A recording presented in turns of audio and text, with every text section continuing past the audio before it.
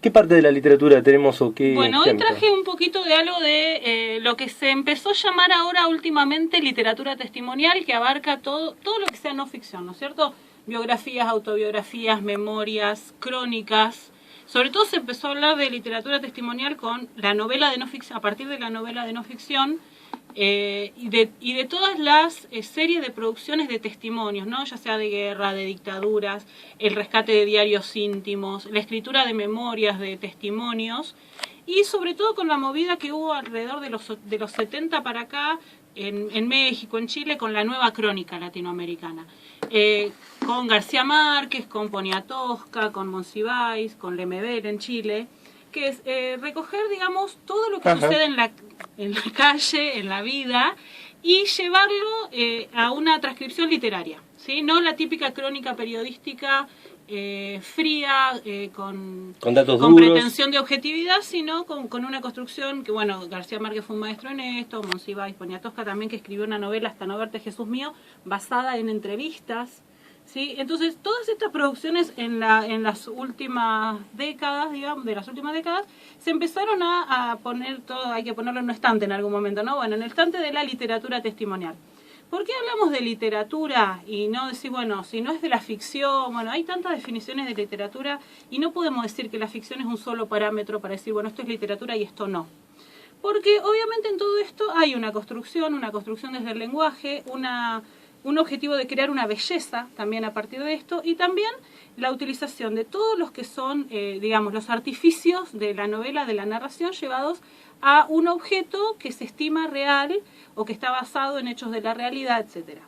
En Latinoamérica tenemos una tradición muy rica de Martí para acá, de lo que fue crónica, bueno, Rubén Darío y Martí, que vivían de venderle crónicas al diario La Nación, claro. Y esto, la crónica de los 7 anarquistas de Martí, del juicio de los 7 anarquistas, ya son obras literarias, o sea, ahí uno ve un juego del lenguaje que tiene mucho más que ver con una construcción de personajes, las descripciones, la forma de contarlo, un determinado misterio. Bueno, uno abrís, Rodolfo Walsh, hay un fusilado que vive. Claro. Bueno, ¿qué frase más literaria? Exacto, ¿qué frase más literaria que esa? Entonces, esta mezcla de, digamos, los mecanismos supuestamente aplicados a la narración ficcional, pasados a un material real, hacen como toda una fusión de géneros, ¿sí? Y esto también empieza a desmistificar un poco si todo lo que fue escritura de la historia es tan objetivo o tan real y no es también construcción. Bueno, sabemos ahora que todo es una construcción, ¿no? Pero también venía novelado también. Sí, obviamente, venía súper novelado. Pero, bueno, la novela histórica fue lo primero que le da, digamos, la otra cara del espejo a la historia dura, a la historia oficial. Porque saca las voces, no sé, de los sirvientes, de los esclavos, las formas de hablar de distintas clases sociales. Es como un realismo y una recuperación de la historia desde otras voces y desde otros lugares, ¿no? Y ese artificio muestra o deja a la vista el otro artificio, ¿no? El artificio que se quiso ocultar. Que se borre el sujeto de la enunciación, que parece que la historia se escribe sola, esta tercera persona omnisciente, como bueno, como en la Biblia, ¿no? Alguien se inspiró, lo escribió, es así. Entonces, poner al sujeto de enunciación como en una presencia hace que lo otro también entre en duda. Todo lo que estaba como dado, como hecho, como terminado, entre en duda.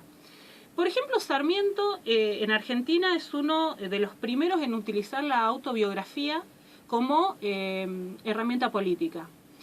En 1843, en el exilio en Chile, escribe Mi defensa, que es un texto no muy largo, como hiper exagerando los insultos de sus detractores políticos y diciendo, bueno, me tengo que poner en la vergüenza, viste que era re exagerado Sarmiento, ¿no? Como tan afectado.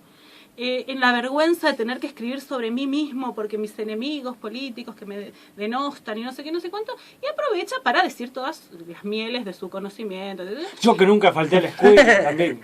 Claro, también, no, bueno, en realidad el gran mito de Sarmiento es decir que aprendió a leer y escribir solo a los 3 años, que aprendió francés, inglés solo, autotraduciéndose los libros que leía y que en una semana aprendió francés. Leyendo. O sea, se creó un mito de el hiper sabio, ¿viste? En su biografía.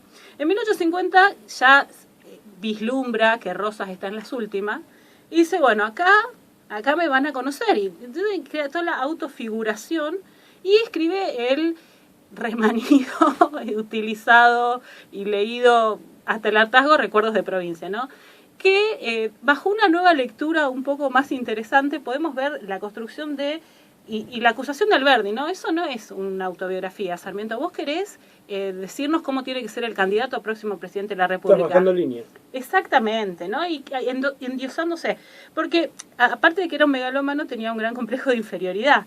Precisamente porque él no, le costaba mucho... no sé si era por ese lado, porque tenía buena fama como Sarmiento así con las chicas. Hay pero cartas interesantes. hay Le gustaba la fetichola. Claro, viste, además re honesto, ¿eh? Sí. Basaba en los gastos, viste, de la Tal embajada, cual. orgías, 50 pesos argentinos. Derecho viejo, claro, ¿para qué andar? Pero posta lo que está diciendo, ¿eh? Pasaba los gastos de la Basaba orgía. los gastos de las orgías. Andás a ver lo que le llamaban orgías también, no profundicemos. ¿Me explico si tienen tiempo? No, bueno, No, ahora no. Justo. Entonces, lo que hace él en ese libro, su complejo de inferioridad era porque no había tenido una educación universitaria, ¿sí? Eso lo ponía en inferioridad de condiciones a lo que se suponía que era el político y el intelectual de la época. Por eso lo compensaba, siempre que hay una cosa hay que compensar, ¿no es cierto? Lo compensaba con una serie de alabanzas a sí mismo y a su gran inteligencia y a su accionar político, ¿no? Que él iba a transformar a Argentina, bueno, lo hizo. Después hay otras memorias muy interesantes, que son las de Lucio Mansilla, que a diferencia de Sarmiento, que las escribe a los 30 años, como en la ebullición de su carrera política, en el inicio, como para plantarse o como para presentarse ante la gente, ante el pueblo, Mansilla lo hace también en el exilio, pero en la vejez. Y Mansilla, el mismo autor de Una excursión a los indios ranqueles. Tremendo. Sí. Es que es un escritor tan vapuleado, pero tan importante para nosotros, ¿no?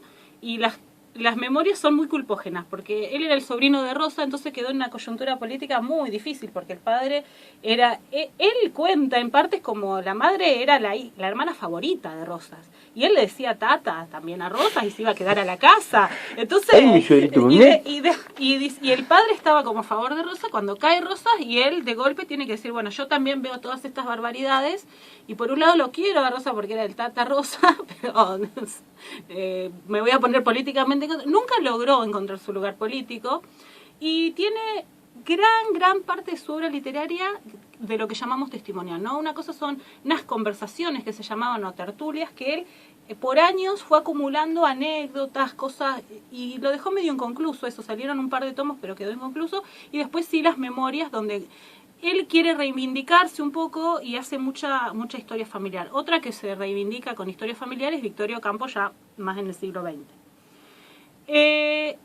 Pero igualmente los textos que traje para compartir, más allá de hablar de memorias y de autobiografías hay un montón, son textos más contemporáneos, de gente que está viva y de que... Porque, a ver, ¿para qué si uno dice, bueno, me gusta leer, ¿por qué te gusta leer? Ay, porque me gusta vivir otras vidas posibles. Bueno, con una biografía de otro, vivís una vida real del otro. Entonces, me voy a retirar, sí, me acaba de afectar en lo más profundo. Porque yo lo sabés, para eso. En cualquier charla, lo primero que siempre decís. Lo primero que digo, yo entro a una casa y digo, que no saben para qué leo. Bueno, bien, es una respuesta clásica, digamos. No, para nada despreciable. No sé pero, con razón. Uno a veces en estas cosas hay un poco de chusmerío, pero también a mí me gusta encontrar el sabor de lo existencial, ¿no? En la vida del otro. ¿Por qué no me salen esas frases, amigo, cuando estoy hablando? En verla, no sé. Escribí. Así cuando estemos en la misma charla, sí, entremos, después que vos digas eso, yo entro atrás y digo... Me gusta encontrar el sabor de lo existencial. Y sobre todo traje dos figuras que son muy famosas y en una sociedad como la nuestra que es tan exitista, ¿no? Ver la construcción desde el otro lado de lo que es esa fama es interesante. Por un lado vamos a compartir un fragmento de Éramos unos niños, de Patti Smith, que ya hemos compartido alguna parte de esto. Sobre todo lo renuevo porque esta biografía, que es más que nada la historia de ella con Robert Mapleton, su pareja por muchos años, que después resultó que era gay, pero siguieron siendo amigos de por vida y ella lo acompañó hasta que se murió. Bueno, toda una cuestión de como almas gemelas que fueron ellos, y ella necesitó escribir ese libro más que nada para hablar de sus comienzos en Nueva York y de la historia de amor que tuvieron ellos dos. Se rumorea, esto salió en 2010, se rumorea que va a salir una segunda parte de las memorias de Patti Smith. Está ahí como rumorcito literario por ahora, viste, salen los blogs, dicen que me dijeron, pero todavía no están confirmados, pero puede ser que para el año que viene haya una segunda parte. Obviamente le estamos hiper esperando.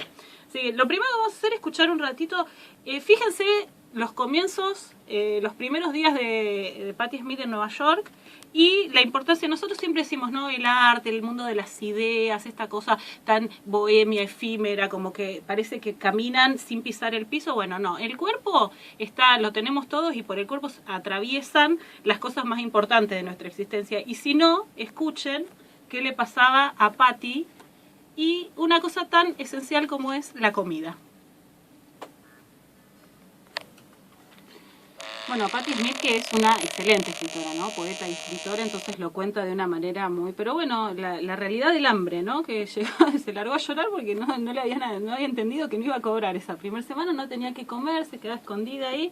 Y, viste, después uno ve las grandes estrellas de rock y se imagina otras cuestiones, pero por eso es interesante también ver el otro lado de la vida de alguien, y más cuando está tan bien contado, porque está contado casi como una novela. Esa es la gracia también de este género, donde hay mucho enmascaramiento. Yo soy muy fanática de las memorias, de los libros de memoria de Simone de Beauvoir, que tiene 5. Voy leyendo 3 porque me niego a leer el final. O sea, esos 3 los leí varias veces, pero me niego a leer el final porque se mueren, entonces... soy infantil. Y el asesino no quiero que se terminen, entonces lo leo hasta el tercero. Y ella dice que cambia los nombres. Si bien manda al frente a todo el mundo, porque en eso era bastante perra, dice que cambian los nombres de algunas personas, qué sé yo, y uno, reconstruyendo algunas cuestiones, ella cambia, o sea, enmascara un montón de cuestiones en sus memorias y lo hacen todos. Cada cual ahí, por eso hay una autofiguración. Yo cuento lo que quiero contar y hago que me vean como quiero que me vean, más allá de estas cuestiones que, bueno, que son muy anecdóticas también, ¿no? Por ejemplo, los diarios de Simone de Beauvoir a mí me parecen fundamentales para entender la época de entreguerras y lo que fue la Segunda Guerra Mundial en Francia. Hay una parte de la segunda, de Memoria de una señorita formal, que era cuando estalla ahí la guerra, donde ella dice, bueno, hay partes de las memorias que son reconstruidas años después, y pone fragmentos de sus diarios y también fragmentos de correspondencia. Y dice, les voy a transcribir la correspondencia porque me doy cuenta, revisando años después la correspondencia, que de del 50% de las cosas que nos escribíamos es de qué habíamos comido. Entonces era Sartre, que estaba en la otra punta, que sea el traductor, en no sé qué. Hoy conseguimos una papa, ¿viste? O sea, y la compartimos con fulanita y todas esas cosas que te llevan al clima, porque uno no entiende si no, o el dato crudo de afuera, bueno, sí, estaba tomada París. Bueno, ella no, bueno, íbamos caminando y estaba el nazi pasando, tomando libreta, esto, el otro. Ese clima de época está como muy bien construido ahí. Y en partes también dice, bueno, voy a poner mi diario del 17 de agosto al 6 de septiembre, cuando me doy cuenta que no lo puedo decir mejor de lo que lo dije en ese momento, o sea, con esa vena. Para eso me parece que sirven estas cosas también, para poder adentrarse en una época, en un sentimiento, en un punto de vista. Es la hipersubjetividad también. Y en esta individualización de la problemática, de la cosa, del sentimiento, hacemos una cosa distinta, porque si no, esto es, bueno, 6 millones de muertos, tantos heridos, tantos meses duró la ocupación. Pero la verdad de lo humano, de lo que pasó ahí, se pierde en ese recuento.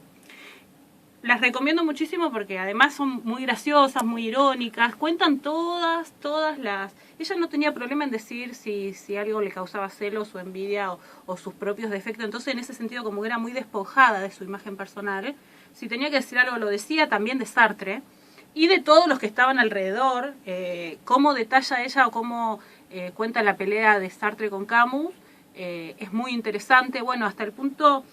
Cuando se muere Camus en este accidente, que era mucho más joven que ellos dos, ¿no? Bueno, mucho más joven, era más joven.